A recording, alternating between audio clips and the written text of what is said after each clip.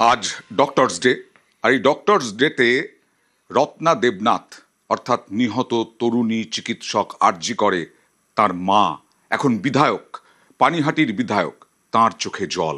কি বলছেন আজকের দিনে দেখুন। ছোটবেলা থেকে ও যখন ডাক্তার হবে বলতো, আমরা শুধু ওর স্বপ্নটাই পূরণ করে গেছি। যারা আমার মেয়েকে খুন করেছে সেই ডাক্তারদের আমি মানুষ বলেই গণ্য করি না। মানুষ হলে আমার ফুটফুটে সুন্দর মেয়েটার স্বপ্ন এইভাবে ভেঙে যেত না। এই বইগুলো এই খাটে সমস্ত ছড়ানো থাকতো, খাটে শুয়ে আমাকে অর্ডার করতো, বাবাকে অর্ডার করতো, ওই বইটা নামাও, ওই বইটা নামাও, ওই বইটা আমার কাছে দাও। যে বাড়িতে থাকলে মা মা বলে মুখরিত হয়ে থাকতো, সেই জিনিসটা আর আমার বাড়ির মধ্যে নেই। এই বিচারের অপেক্ষায় সারা বিশ্ব। আর এই বিচার হলে স্বাস্থ্য দপ্তরের অনেক দুর্নীতি দূর হবে। যে সমস্ত ডাক্তারেরা এর সঙ্গে যুক্ত, এই ঘটনার সঙ্গে, তাদের আজকের দিনে দাঁড়িয়ে কি বলবেন? কি বলবো, আর তাদেরও চৈতন্য হোক এটাই বলবো।